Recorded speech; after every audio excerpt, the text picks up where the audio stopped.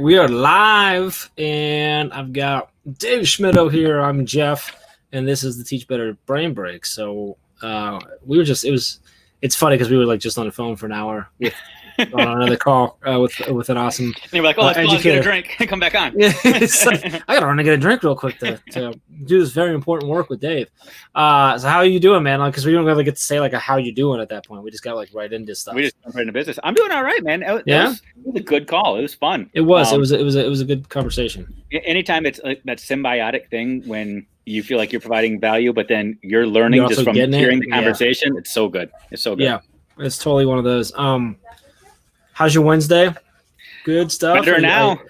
I'm sitting here having a beer with you, and Lindsay Titus is joining us. I'm going to be very real, though. I was excited for a second there. So we were chatting for a second. You said, okay, let me do this. The intro came on. I looked at my phone real quick, and I saw Ray Hewitt is going live right now. And the teacher, I was like, Ray's going to be on. And then came back and it was you again. So it is what it is. So what's interesting is, Ray set up the connection to the ambassadors group. Yeah. So when it goes to when it feeds from StreamYard to the ambassador group, it says Ray, but I set up the other one, so it says me on the other ones and stuff. So, but hi, Lindsay, good to see you. A bunch of other people I see watching, but no one's saying hi. So y'all need to say hi real quick so we know who's here. Adam's here. Adam, I'm assuming after day 2. Ooh, yeah, Adam, let us know how day 2 went, brother. Dave, what are you drinking right now? What do you got? It is. I'm waiting for some more rivalry brews. I've been holding on to this one, waiting for today. This is Jackie O's Who Cooks For You. Oh, Jackie O's, yeah. Double dry hopped lazy pale ale. I've got some Thirsty Dog. Boom. It's Bloodhound Orange IPA, which is a nice little. Actually, I didn't even realize I did that. Look at that. That's awesome. Next week, I don't know. Next week, you might have some Michigan beer to sample. I might be bringing you some stuff from the Atwater Brewery in Detroit. Just saying. It doesn't mean I'm going to drink it. Well, you can have it on display behind you or something. That's fine. I'll put it up in the ceiling because you thought I was getting beer out of the ceiling. Anyway, hi, Nikki. Good to see you. Kate's here. Hi, Kate. Good to see everybody here. So you're coming down. You didn't come down this past weekend. We were going to go golfing, and we didn't because somebody told me it was supposed to rain. And it didn't at all. It cleared up. It was a perfect day to go. This is like the equivalent of, sorry, I can't go out. I'm washing my hair. That was what it was. We were planned. I sent you a picture of me at the driving range on Thursday getting ready for you. And then all of a sudden the forecast says rain. Likely story, Gargas. I gotta get out of it however I can. So we're going to try this weekend. So we'll see what happens. So, yeah, I'm looking forward to it. Adam says 2 days of in person. Tomorrow we work with our remote learners. So far, so good. That's good. What's up, Joe? Good to see you, brother. Today was day 3 of my kids fully virtual with theirs. Their teachers are doing awesome so far, I think. Kids are doing pretty well with it. My daughter's actually just over there finishing up still. Because today, like Wednesday is sort of there's suggested stuff, but it's more of a catch up on work. Okay. So a lot of stuff says like, work on things throughout the day. And Jacqueline did a little bit of work this morning for a little bit, and she's like, Dad, I'm going to take a break because this says I can work on it throughout the day. So I'm going to work on it throughout the day. And I'm like, all right, sweetie. That's awesome. My kids start next week. We went today. Okay. It was drive-through open house orientation. So gotcha. Literally drove to the parking lots, got Chromebooks, got schedules, met teachers from afar. And they're pumped. My little girl, she's 9. She came downstairs this morning in a dress. Her hair was all straightened. She thought she was, I panicking thinking about what it's going to be like on prom or a wedding day or something. But she was excited to go sit in the car and do a drive-through schedule pickup. So yeah, I think it's going to be okay. I've got more anxiety than they do. Yeah. Same. Jacqueline was so excited on, so Mondays they go to my wife's parents, and on Tuesdays they go to my parents. So I spent Monday and Tuesday mornings getting the grandparents onboarded to Google Classroom. But Jacqueline she was so excited. Up early, dressed, book bag on, like ready to go because we packed everything. Like they were going to school and stuff. We did the pictures, and both grandmas like had the science board like displays up. What is the 3? The trifolds, whatever. The trifold, thank you. Set up, and they had their names, then they could decorate them, and that was like their areas on the table and stuff. So huge shout out to my mom and Amy's mom for that. So the kids, they've been doing good. They did well in the spring, so we knew they would do do well, but it's going all right. So Joe's he's the virtual teacher for 6th grade this year. First day is Tuesday. All right, Joe. I wonder how that goes when you are the teacher. Does that bring you a sense of freedom because you are the only one, so it's not the comparison game? Or is it bringing anxiety because you're the only one? The only one, yeah. Yeah. So, like, you are the Jeff Gargas. Do you relish that? Or I'm not the. There's another one. Oh, well, you're the Jeff Gargas in my eyes. He's a super talented drummer in the Chicago area that used to play with a band called Stella Road, who's phenomenal. Now I think he does like music management stuff still. Really? I can imagine the competition back in the day there, huh? Met him. We connected on MySpace. No joke. And we used to joke yourself, man. we used to joke that we were going to start like a duo, like a rap duo, and just mess with everyone because we both played in rock bands and we would just like mix it up. We've never met in person, but we connected because like I can't remember what they were, but there was a domain, or like he took the MySpace name, but like I got with the one domain and whatever. Like so, like we were always like, who got to the platform first. So now, like, anytime any new platform comes out at all, I'm like, oh, I'm going to go get my Jeff Gargas on there. Like, I don't have it for Instagram. I'm like, oh, like he has the Instagram one and everything like that. Do you ever just do a Google search of Jeff Gargas to make sure your name is coming up at the top? Yeah, it took me a while. It took me a while to get there. And certain things he still pops up, I think, above me on some things, too. So it depends on how you search it. But he has jeffgargas.com. Oh. I have Jeffrey. Okay. I don't use it, but yeah. So anyway, it's always been funny. If from our interaction, it's good. I haven't talked to him in years, but it's just funny because you said the Jeff Gargas. I'm like, I'm pretty sure he's the Jeff Gargas. He's a couple years older than me too, so I think he gets the. Okay. But yeah. Anyway, so what else are we talking about here? We had a great conversation. Yeah. With an educator. I don't know how much we can really share, but it was. So we'll talk about me then. We won't talk about him. Let's talk about you. Well, no, I was just going to say that we'll frame it because that was part of the conversation. We don't want to. Oh, all right. Yeah. You know what I'm saying? Yeah. We're kind of talking about taking that next step and when do you go? When do you go there? Yeah, let's go there. When do you stay in the classroom? When do you step out? How do you serve others? And you have to serve yourself. I mean, it was a great conversation.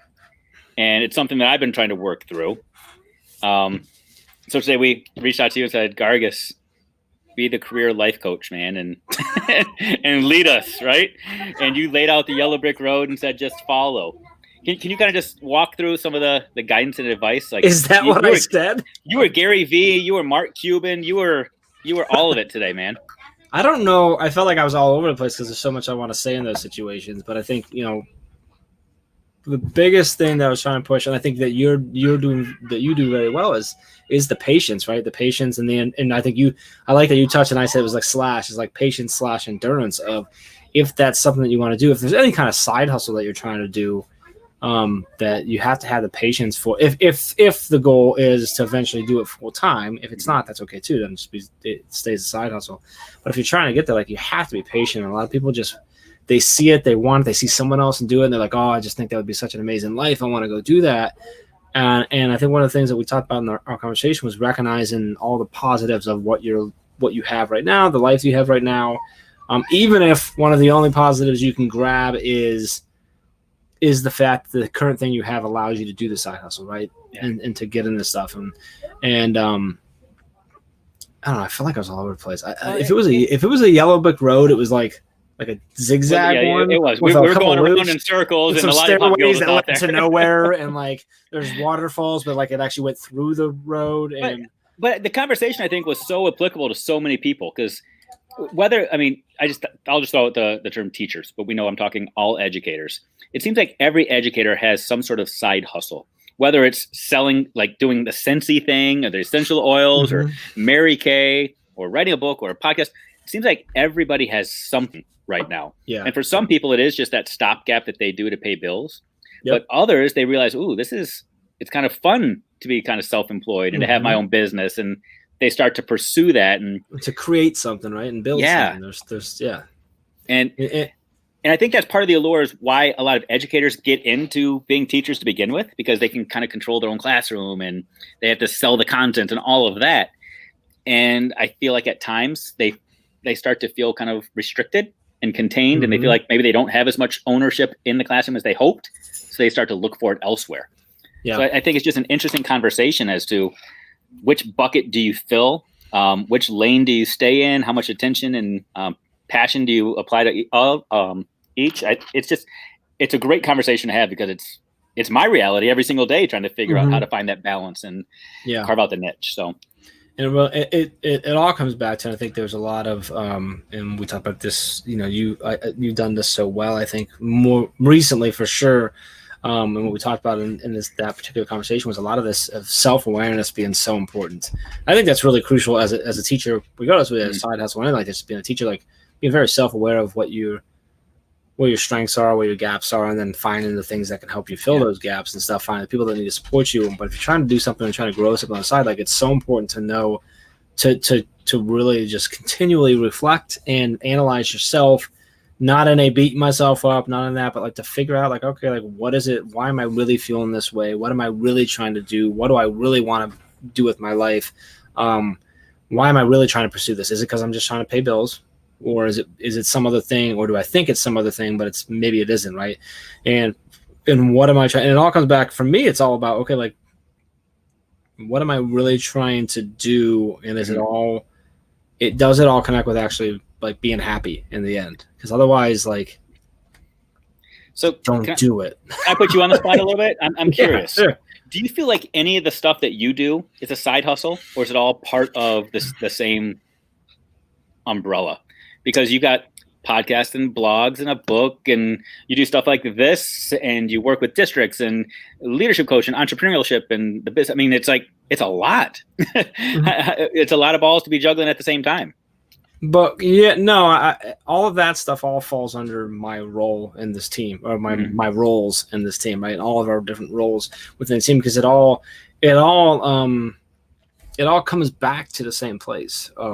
The Teach Better brand, the Teach Better family, what we're trying to do there. So even this, if we're having a conversation here, we're having a drink, and someone jumps in and they can take a break with us, and that allows them to be better today or tomorrow or whatever for the kids, that we're furthering our mission. If they connect here and they're like, oh man, I really like this kind of casual side and stuff like that. Like I've kind of been connected, but I've never checked anything out. Maybe I'll go check some other things out. Maybe that leads to us working with a district or school. Great. Furthering the mission, furthering the business. Or we're having conversations where we just get into a good conversation and I'm learning, I'm growing. Like that's all positive for the business stuff. So no, none of this is, it's all part of my role as trying to grow this business and the brand and stuff like that. I do have sort of, I guess, one side hustle, I guess, that still exists, is like, because I still DJ weddings and perform weddings and stuff, but like, that's just something I really like doing. And I kind of look at it and I'm like, I justify the time and stuff, because I'm like, yeah, I do a couple of those a year and it pays for like vacations and some stuff like that, gives us some extra funds around. But like, I really like doing that. There was a time where that, I don't know if you know this or not, there was a time where like that was the plan. I was going to build a one-stop wedding shop because I DJ and I'm ordained and I did planning and all that stuff like that. But like now it's just like I do it, but it's like I never market, I never push it. It's like someone it's all referrals at this point. It's actually like just. At some point, my wife's not going to run out of women that she works with that are getting married, and I just won't have anybody else to DJ. But or like the sisters of a bride that I married, or did DJ for a lot, 4 years ago. But like, that's my only really side hustle now. I mean, I used to have a ton. I always had, I don't even know how many at once.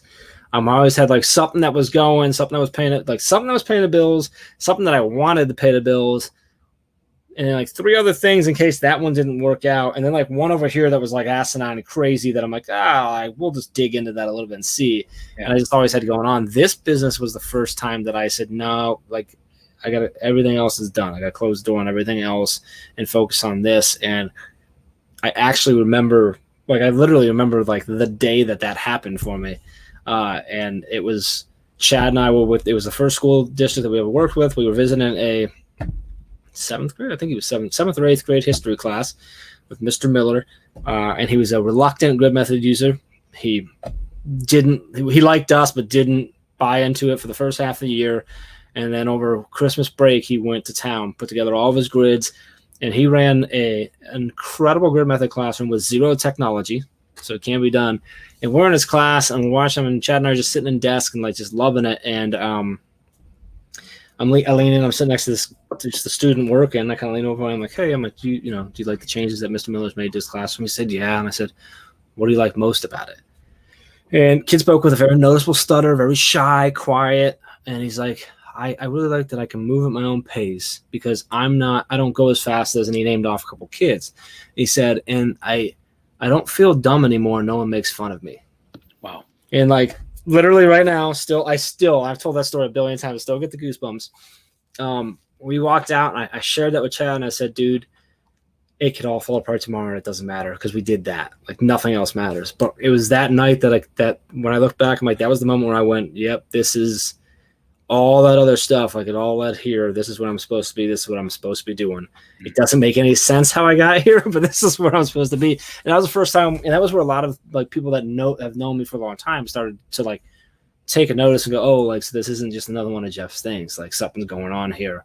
Because when I talked to him, he didn't tell me about 13 things he was doing. He told me about this thing. It's I think it's interesting. I think it's so cool how you've taken this thing though, and you've found a way to capitalize on all of your strengths and all the things that you do. I mean, even the DJ thing. So you've got a podcast and spend a lot of time editing the podcast, and you figure out a way to even throw the intros into your videos and your live streams. You find ways to continue on with those passion projects that you kind of always had, and you kind of infuse them into your current craft. And again, I don't want to keep connecting these dots, but I'm thinking about teachers right now, and the happiest teachers, those teachers that can infuse their own passions into the box that they live in, when they can bring themselves into the classroom, as goofy as they are, as weird as they are, as funny as they are, and make their classroom their space with who they are.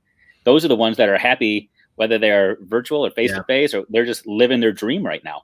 Yeah. And I'm seeing Becky Snexer, if you can take your class out of the classroom, boom, not even have a classroom, right? And just to be, but that's true. I mean, that's like true with anything. If you can find that, like you should be trying to find something that allows you to do the work that pays the bills, but also infuses your passion, whether you, and either you need to love the work that you do or have a way to bring some things that you love into it. Right. Yep. So you may not be the most excited to actually teach. And I hope you are, but maybe you love the fact that maybe you might get someone else excited about this passionate thing you do. And the fact that you teach history allows you to do that because you can tell stories or whatever it might be. But I think it's really important to find how can I bring in things that I love into my classroom? Because you're right. Like that just makes it better.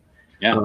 Maybe you're a teacher just that you can be done by 4 Eastern on Wednesday, so you can sit around and have a drink. Look at that. I mean, that's huge. That's a great reason. That's a good reason for it. So what else is going? So you're not started yet, right? You don't start for a while for another couple of weeks for yourself. Well, I know you started going and you're going in on Thursday. Actual teaching doesn't start till October for me. To October. I got the second half of the semester for my courses. Gotcha. So right now I'm inundated with paperwork and logistics and trying to just navigate the new system. Yeah. So it's the onboarding process it's legit. It's legit. I was talking to I think I was talking to Ray yesterday when we were getting ready for the admin mastermind, and I was explaining to her just how higher ed it's a different animal. It's something I've seriously got to get used to because there is no hierarchy. There's no boss. It's all faculty decide on all things. So they decide on who gets hired and fired. They decide on what gets published and what doesn't. The whole idea of peer reviewed means your peers review it and decide if it gets published or not. So it's so much politics, and I'm still learning that system. So it's work. It is work for real. So you mentioned the mastermind. We had a bunch of newbies in the mastermind yesterday. So yeah. So I wasn't able to make either one. So if you're watching, you don't know, like we have an administrator mastermind every Tuesday at 9 a.m. and at 7 p.m. Eastern time. If you go to teachbetter.com/mastermind, you can get in there. It's free. Dave runs that. And I wasn't at either session yesterday. So can you give me like the rundown? Like what went on? Here's what I absolutely loved about yesterday. Yesterday, there were tons of people who came for the very first time, which is so cool. And they had no idea who else was new and who had been there for a year. Like they had no idea who was connected to whom. And at each session, the morning and the evening. So the way it works is we start off with just some introductions and celebrations of our week. And then we just say who's got something they want to talk through. In both sessions, newbies, people that were brand new said, hey, here's something I want to talk about. And they weren't shy. They weren't reluctant to just say, hey, who wants to walk me through this? And they were some phenomenal conversations. I just love the fact that there were no guards, there were no restrictors, there was no pecking order of I have to sit through and just be quiet for the first 3 times I come. Mm-hmm. People that came for the very first time just said, hey, help me with this. And the conversations were off the charts. We had one amazing conversation.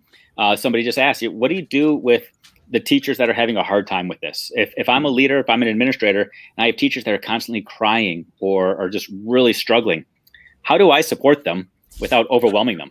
And just hearing all the different voices in the room. We had people from Australia and Canada and California and Ohio and Illinois, Michigan, all over the place, just chiming in with their own insights.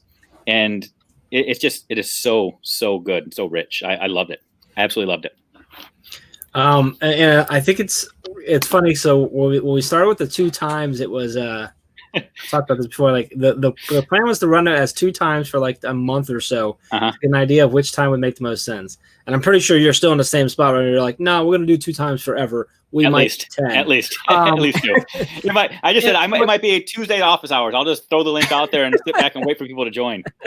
Well, and what's cool though is like, you'll have some people that'll repeat and be in both, but the conversations are different in both. And you're tackling different problems. They're at different points in the day, so they're thinking about different things. They're at a different level of emotion, right? Yeah. And it just makes for, and so are you. And so when you're in there, and so like it's just a different. It's 2 very cool, very different conversations that are, it's really going well. So that's cool. I'm really excited to see how that continues to grow. And what I'm excited about, there's not a single person that comes to these because Dave Schmittou is there. I mean, it's got nothing to do with me.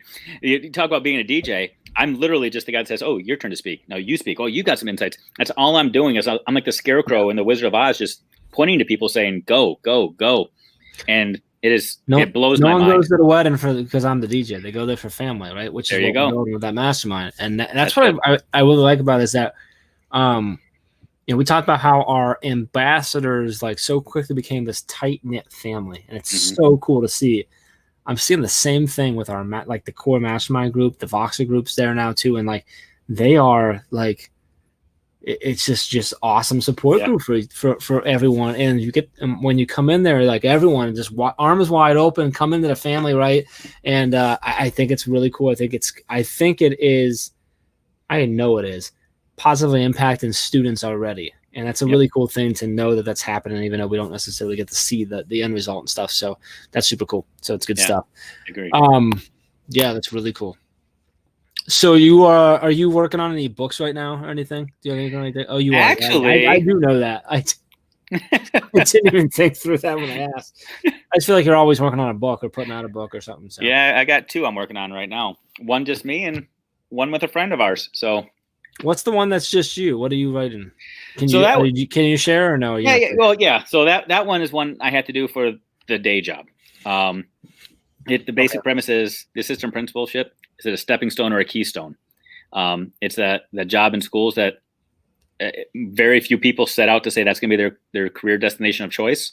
But I would also argue, at least at the secondary level, middle school and high school, it's probably one of the most impactful and influential positions in a building. It's the culture builder or the cultural destroyer. So just doing some research on why it is perceived so often as a stepping stone as opposed to this place that people want to be. Interesting. Yeah. Good stuff. And the other one is about. Look at that smile. You can't smile. That one yet. Well, we can talk a little bit about it. So okay, she's gonna be so mad I'm saying this, but she's not watching. Okay, Caitlin Giordano and I. Oh, you were supposed to. I didn't know you were a name drop. Nope, I'm saying it. Caitlin Giordano and I are spending quite a bit of time together, talking, sharing, debating, collaborating. We kind of just like to poke the bear a little bit. So we're just having some conversations. Yeah. I like it. Good stuff. Good stuff. Always writing. What about you? Are you working on any writing? You ask more questions you know the answers to. I'll ask the same one. Very, very slowly. I've gotten to it. I have not stuck to my my writing schedule that I laid out for myself, because I had a couple days where I was just hitting some writer's block, so I had this I hadn't done it, but then I've done better the last about a week now, 5 days of just forcing myself to write nonsense until something decent came out, and I've gotten a few things like that. So I've been working on something. It's funny because it's connected to the conversation that we had prior to this of, I've been fortunate to like do a lot of random stuff and start businesses and fail a lot of business and stuff that a lot of people, I get to talk to a lot of people about things that they want to do, side hustles, different things, a lot about the team. And I get a lot of questions about like, how do you do this? How did you do that? How do you do this? How can I whatever? And I've gotten that for a long time. I've always been very much like, I don't know, like you just have to like have something in you. I don't know like how to do that. I don't know how I do that. I kind of have those all like just something like you kind of have it like it's how I'm wired. I wasn't really taught that.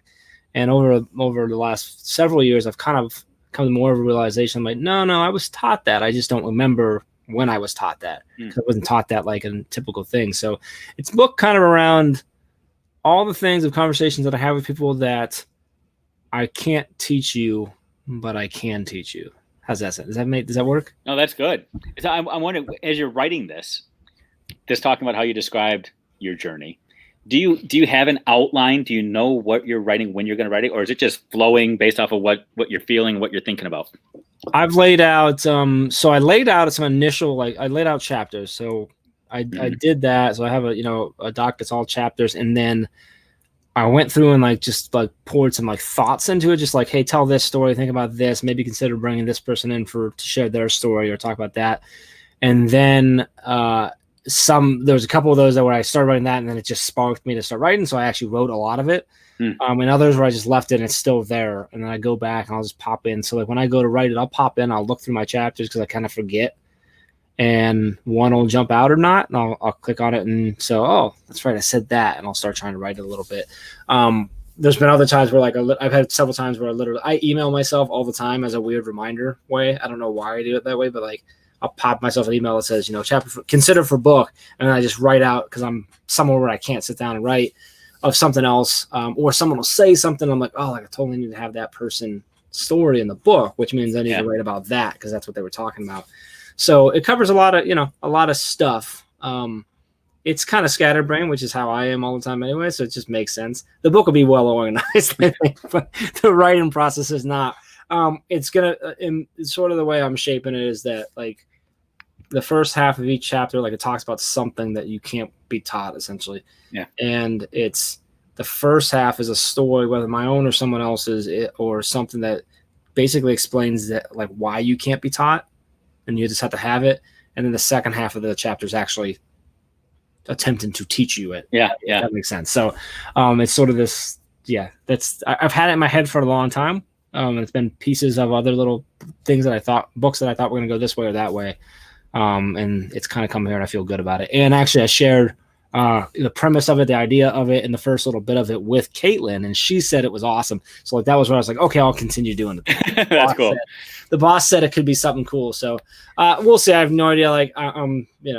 Well, I'm super excited about it because we'll see if it ever gets done. I don't even know how much of this you remember, but I had you on my podcast almost a year ago. So it was last September. Podcast? Well, I know, whatever. It's just a little thing. So I talked to you via computer just for my own personal edification last September, and it was an hour and 15 minutes long. I remember, and it was at that point it was the longest one I'd ever done. And I thought, okay, am I going to edit this down? How am I going to shrink this down? And I went through, and I kid you not, I must have listened to it 5 or 6 times trying to figure out ways to cut it down, and there was nothing I could cut out of it. Since that time, and this is going to sound so creeperish, I apologize, Jeff. I've probably listened to that episode a dozen times. Seriously, because your story just provides so much value.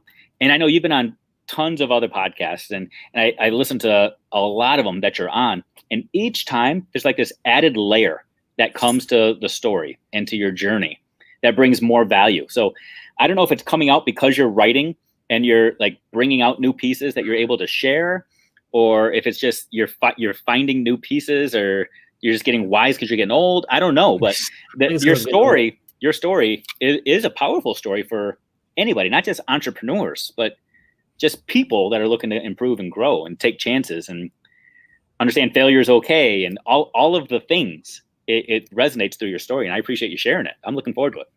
I'm blushing over here.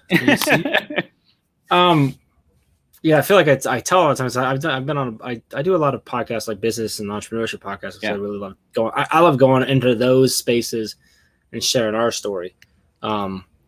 It's funny though. Every time I do, not every time. So often when I do like an entrepreneurship or business or marketing podcast, like I'm excited to go talk business, entrepreneur, and marketing, and they're all just like, "So how do we teach people better?" I'm like, "That's not what I wanted to talk about today."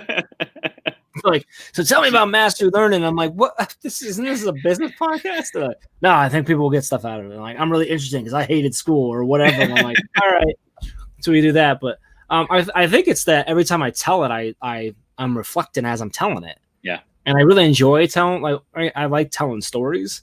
So like every time I tell them, I'm like, oh, I'm going to tell it that way from now on too because I like that line or whatever. I think Chad hates it because anytime Chad tells like the how we got started story, I like if I hear him from across the room, I'm like, I go over, I'm like, sit down, son, let me tell you the real This is my story. This is how it went. I said 6 months, not 5, Chad. You didn't get it right. Like, and I just really enjoy doing it. But I the same with mine. Like I really enjoy telling it because I've always said, and I say this all the time on the podcast when we ask the question about failures, is I say it the way I say it on podcast usually because I literally have said for a long time now that like I've been really fortunate to fail a lot. I've been really fortunate to mess up and try things because, and part of that is, and I attribute some of that's how I wired, but then that's one of those things that I look at and I go, no, I was taught that by several people in my life that I've been fortunate where I have the the wiring that was taught to me that I've taken a lot of risk. I've tried a lot of stuff, that didn't work or worked for a little bit or didn't, and stuff like that, that I feel like I can share a lot of that and hopefully someone can take something away from it that allows them to either take a risk or maybe think about taking that risk a little bit longer or, or whatever, or feel good about where they're at and stuff. And so I enjoy telling it. So I'm trying to bring a lot of that into the book and a lot of conversations that I have with awesome people in there. You don't know that I plan to have you in the book and have you to write a little bit about something. So I haven't even talked about that yet. You plant some seeds here pretty well. I'm literally talking about it right now to you. So like, that's it's fun stuff. So that's cool. A lot of it's fun from actually like, so there was like entrepreneurship and like teaching entrepreneurship to kids has been a big thing in the last couple of years, right? And there was a moment last summer, maybe, I don't know what it was. I was somewhere and someone did a presentation on it, and I'm like, they're not teaching the right thing about entrepreneurship. They're setting a whole bunch of kids up for failure right now because they were getting confused. I'm like, I think you should absolutely teach entrepreneurship skills, mindsets, and abilities to students, but to tell every one of your students that they should go start a business is unrealistic and irresponsible. Because one, if they all go start a business, who the heck's going to work at the businesses? Like, it doesn't work that way. Two, they're not all going to be doing it because it's not what they really want to do. It's not what they'll be passionate about. They don't have the endurance. It's not what their life is meant to be. But what they should teach is things like collaboration, creativity, communication, right? When we talk about the 4 C's, I'm like, yeah. So like I actually, right before COVID hit, one of the sessions that I had lined up to do at several conferences was, you can't teach entrepreneurship. And the whole, the presentation was literally me telling a lot of my story and me saying, you can't teach that to kids. Like, you just can't teach them, hey, because it's a horrible thing to teach them. If you tell them to take my path, like, don't, like, it doesn't make any sense. Like, don't drop out of college 3 times, like, all, what I mean? Like, you can't teach that, but what you can teach them is all the skills that allow them to, if they want to, and if it's their path, to take risks and to be things. Because like, I think the problem is we get really excited about entrepreneurship. We go, I got to teach them this, and you could be anything. Yeah, you can go after things, you can do things, and you should go pursue it. But like, a lot of people get confused and they think entrepreneurship is awesome. They want to be the boss. They like that, but a lot of them forget that. And this is, I'm going to pull from Gary Vee because, I was talking about him earlier and stuff, but like, he always talks about, he's like, everyone wants to be like number one. They want to be the big moneymaker. And like, he's like, there's only a couple of them in the world. He goes, the number 6 at Facebook makes more money than the number 1 at most other companies. True story. The number 25 at Google does pretty good compared to the number 1 at pretty much every small business in the world, right? So like, and they're super, super important, right? So like those skills, the collaboration, communication, creativity, endurance, and patience, all those things, those skills are important whether you're a teacher, whether you're writing code, whether you're dropping fries at an Arby's restaurant, whether you're managing a bar, whether you're starting a record label, whether you're whatever the heck Dave Schmittou does on most days, right? Like whether you go live to drink with Dave, like those things, those are all important. So like that's a lot of where it stemmed from. Because I'm like, I was like, you can't teach that, but I'm like, no, actually you can. Yeah, it's different. So it's a different. I think that's so good. It's the idea that I feel like this conversation is going full circle here to what we started about even 2 hours ago in our first conversation. You know, these skills and these mindsets aren't always just about the career. They might just be to help you fill a passion or to help you be better or do better. And, you know, we talked about that podcast where I just sit around and I talk to myself. When I'm done talking to you tonight, I get to talk to this guy named Ron Canigliaro.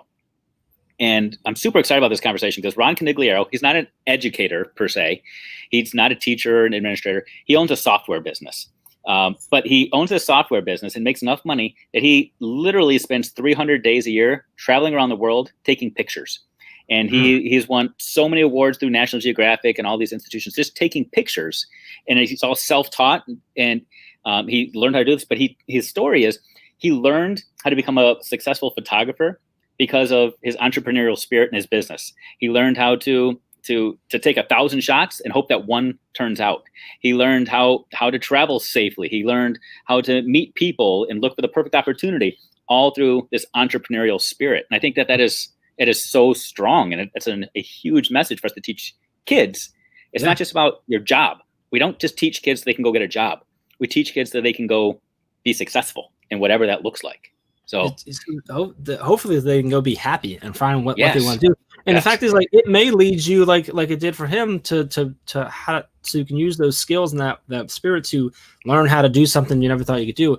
Or it might just be utilizing the skills and the thought processes to figure out the job that you really do want. There you go. Because you really do want to go do, or maybe to do things and to try things to figure out that what you really want to do is find a simple, for lack of a better word, simple, boring job that I can go get paid because I really want to have nights, weekends free where I can go fly drones and I can go because I love to go camping. Right. So like all those things come into place. Like, how do I, like, the goal is to just get to where they, like, we talk about success, but like for me, it's not, what is that? It's not always like, money. Yeah. No, it shouldn't. It's never really money. The money just helps you get the other things. But like the actual goal is like, how do we teach our kids how to follow whatever they need to follow and to make decisions so that they can go be happy? And I think the problem is a lot of times we teach them that they have to go do, you got to get your good grades. So you go to college and get a job. And it's like, maybe that's right for you. Or maybe you should drop out 3 times, try a whole bunch of stuff until you find the thing that you know in your soul is the thing that you want to do. Right. And like, but like I was, I always joke with Chad. I'm like, yeah, like in 3 months, I might be like, I don't really want to do this anymore. I'm going to go start something else. Like, who knows? You never. I always joke about like, but like when you, like, even if you look at like Chad and I, like when we look at this business, like what we're trying to do and stuff, like, we talk about, Chad will bring up like, oh, like the day, like when we're able to like retire and we know that like kids are still making an impact and we can just like golf every day. And I'm like, yeah, that's not, I have no desire of that. I mean, yeah, it would be nice to be able to knock off on a Tuesday and go golf, and sure, but if I really wanted to, I could now. Probably not the smartest decision, but like I'm like, not Chad, what's going to happen when we get to that point? I'm like, hey, dude, like things are pretty good.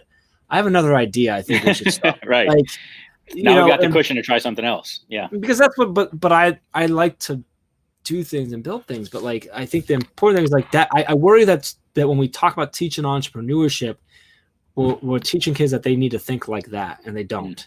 It's perfectly okay to not want that. Like, it's perfectly so good. It goes back, circling back, like you talk about like the assistant principal thing. Like, I don't understand that either. Like, there's nothing wrong with just wanting to be an assistant principal. Right. There's nothing wrong with saying I want to be in my classroom forever. Like, that's good. If you love that, it's a really important job. Like, you should be there. I think so much we're like, oh, you should want more. You should want to go into admin.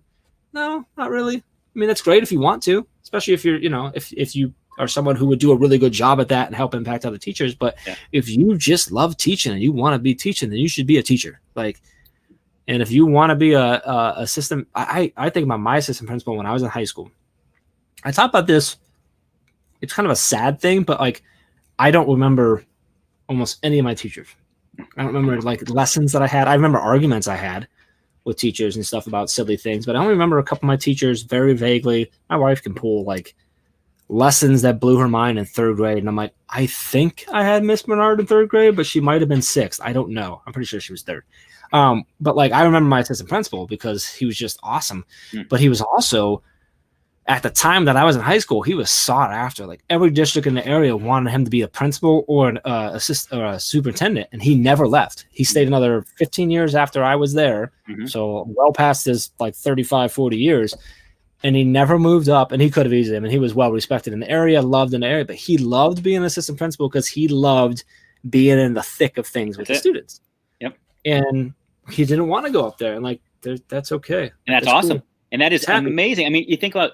We'll just talk about that structure for a second. And we talk so much about how relationships matter, culture matters. That's what makes or breaks a school. And again, at that secondary level, the assistant principal typically is the one that impacts more kids in a building than anybody else. They're in the halls, they're in the lunchrooms, even if they're disciplined or whatever, they have contact with kids. They make and shape a culture. And yet they're also the most transient of all positions and all roles in schools. Assistant principals are the most transient, and that does a disservice to kids. And I look back on it as myself. I was an assistant principal for 3 years, the best 3 years I had in my career. But at the time, I was looking for the next thing. I look back on it now and say, "Oh, why couldn't I have been content? It was so amazing. I wish I could have and should have stayed."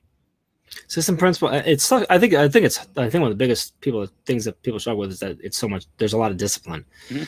I think there's a. And I don't know, people, I don't know, maybe educators are smarter than I am, but I think a lot of people don't realize that like discipline is actually one of the biggest factors of your culture. And that goes in businesses too. In businesses, without a doubt, when you have to critique someone or redirect someone or retrain someone or punish someone or whatever it might be, the way in which that happens is what actually builds the culture. That's it.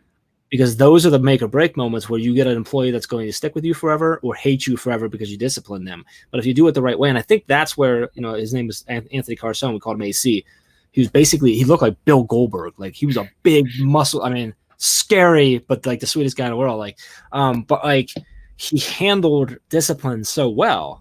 Now he had a nice little, he was in a pretty good situation because if you wanted to, he looked mean as like, oh hell, like he could scare the crap out of you. But he handled it well because when you walked in his office, whether you were a straight A student, captain of football, the kid who was difficult, whether you were in band, whether you were whatever, it didn't matter what your role was, where you were at, what grade, what you did, you had his respect.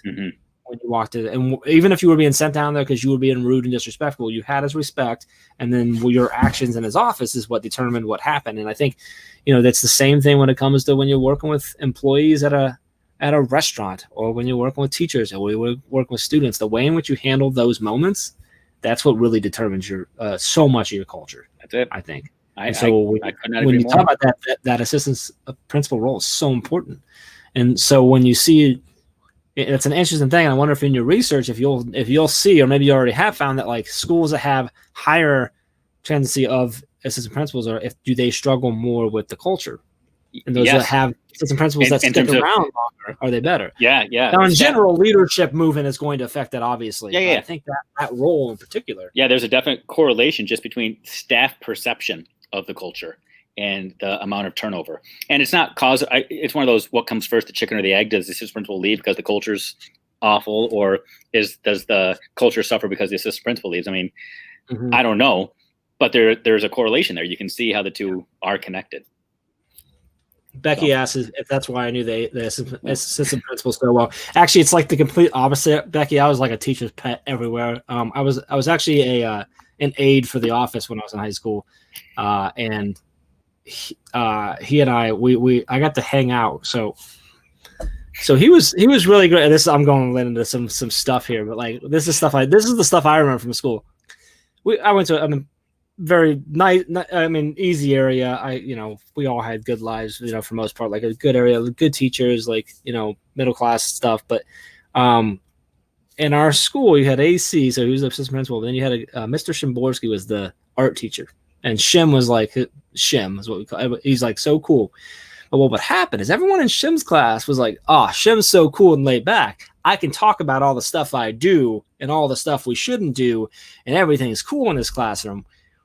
As the aide, I would sit in the teacher's lounge with AC and Shim while Shim told AC everything that was going on in the school. And then I would go deliver the hall passes for kids to come down because AC would figure out how he was going to explain to the kid how he learned about it, which wasn't through Shim. And I'm like, guys, like, but best of all, what was the best part is the second half of the year, because he's like, everything's just kind of running smoothly at this point, is he'd call me and I'd get a hall pass with a exclamation points, which is always a sign that you were in trouble with AC in like first period, second period. And I come down and like, yeah, what's going on? He's like, shut the door, Gargas. I'm like, all right. He's like, I'm kind of bored. Want to have some fun? Like, yeah, what's up?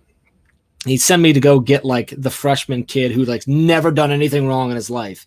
And he'd do a exclamation points. We get him out of class, and the whole way back, I'm going, and I'm like a junior, senior. I think maybe a senior at the time. And I'm like, dude, what'd you do?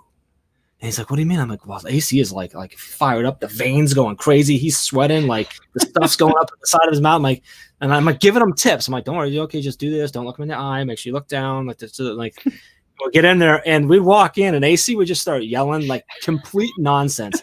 He's pulling like rhymes out of a children's book. He's saying lyrics to a song that's popular, and saying it. I'm literally in the back, and I'm telling like when I say this is a true story that happened multiple times my senior year in high school. And this kid just freaking, and then we would stop. We, punk moment. He'd breathe. We'd laugh with him, joke him, and then we let him pick the next kid. That's amazing. It was Brittany knows. Brittany with my high school a couple of years behind me. She knows AC. But like that was so much fun. I don't know what I did for the culture, but but that was me. Like remember, like that's the stuff I remember from my high school. Like but you talk about relationship. Like I remember that. I don't remember other stuff. I mean, I remember, from time to time. Yeah. It's always been a weird thing for me that. And I'm trying to figure out why that is. Do I just have a horrible memory, or was it just that they didn't impact me enough? And I don't know. I don't know what the answer is. I haven't been able to figure that out. I'm still working on it. I'll let you know. Well, I can give you the answer because you remember other stuff from that time frame, so it's got nothing to do with the memory. So. And I can pull out very specific lessons that have impacted me and still guide me every way, every day right now. That I got from people that that were afterwards, that were other educators, other teachers in my life that were, my mentors and stuff leading. And I just, I don't know. It's an interesting story. That was a fun one. So that's cool. Just read the comments. Yeah. Yeah. She's sharing an AC story that he called one day to help me. And my mom ticks very bad one day. Yeah. He was so awesome. He used to always want to, so my mom's name is Vicky, and my mom used to always make cookies for like the soccer team when we were on a road trip, so we had cookies on the way home, like chocolate cookies.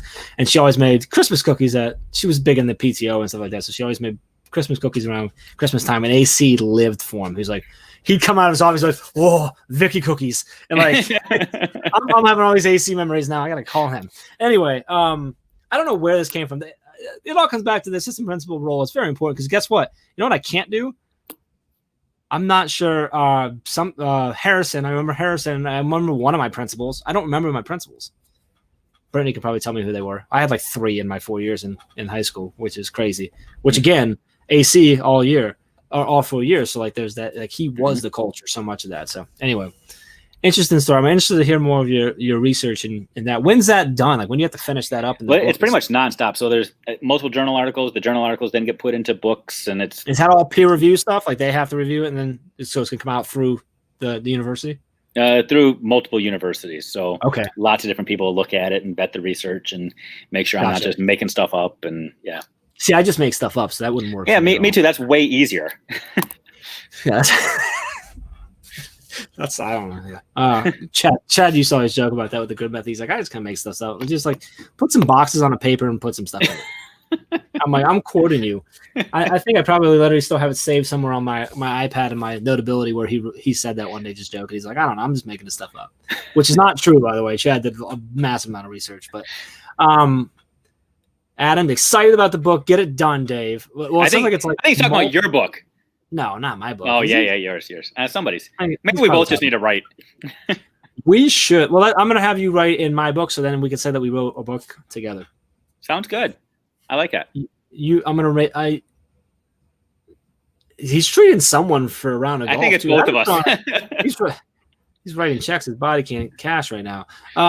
Anyway, so that's exciting. Good stuff. Assistant principals are awesome. I think that's what we got out of this whole thing, right? Follow, be happy. Find your passion. Find your passion, self-awareness. You can't, but you sort of can teach entrepreneurship. And something about Caitlin Giordano in there about being the boss. Adam's buying golf for both of us when we finish this. When I finish our book. Now I got to start writing. Thanks, Adam. Appreciate that. I'm writing a picture book tonight, buddy. It's just my research. It's just pictures of random assistant principals that you're pulling off the websites. That's it. With their name.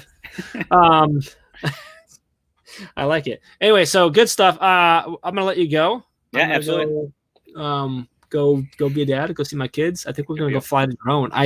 I shared with you. I'm gonna share because we talked about it a few times on here. Yeah. I got a drone. It's in my closet. I have it charging.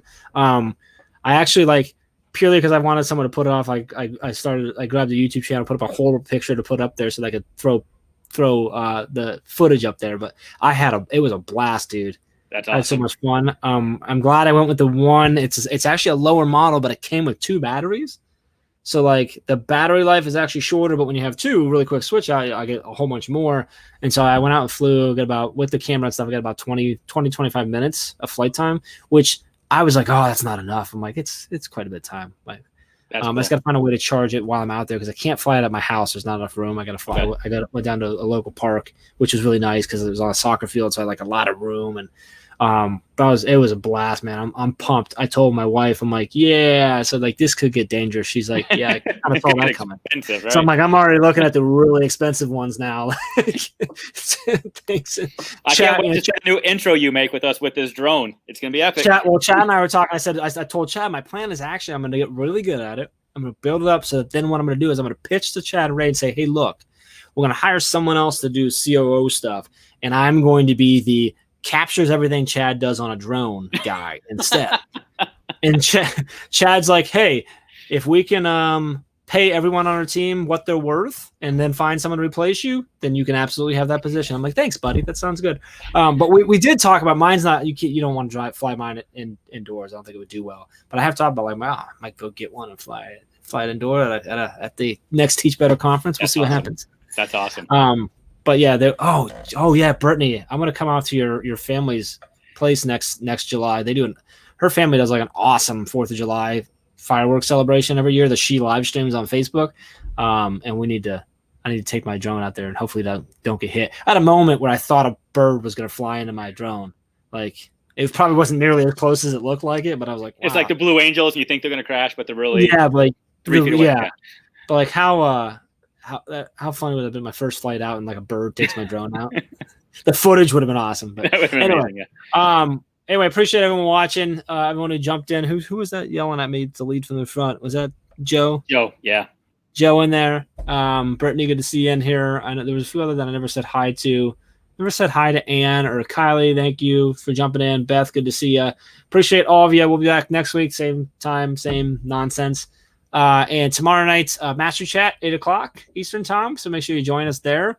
And then live after. I think I'm live tomorrow night. And I apologize. I can't remember who the guest is. Ooh, I have the calendar up. Hold on. Let me see who we got tomorrow. Janice Wyatt Ross. Very so cool. She's leading us building a culture for advocacy tomorrow. You guys have had some amazing hosts on lately. It's been really good. We have. Shout out to Becky Thal for leading our Master Chat, behind the scenes stuff. Really helping us make sure it's going in the show. Michelle does a lot of the work for Master Chat to keep it running and stuff too. But excited for that one. So I'll see y'all tomorrow night after Master Chat. Dave, I'll see you. I'm going to see you this weekend. I'm going to see you this weekend. Looking forward to it, man. We're going to put that drone up on the golf course. That's awesome. Our just have it hover over the sand trap. I'm just gonna fly it into the woods, essentially. So we'll be good. All right, we'll see y'all. Have a awesome night. Mark, just seeing you jump in there. Good to see you, brother. We're leaving right now, but it's good to see you though. Ray, of course, is 56 minutes late. Good to see you as well, Ray. We're jumping off. Sorry, Ray. Do you want to stay for like 30 seconds longer for Ray? We'll just stint like this. This is for you, Ray.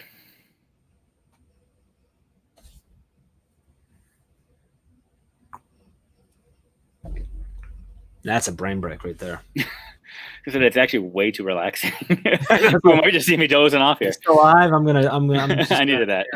All right. Okay. All right. Appreciate it, guys. See you guys.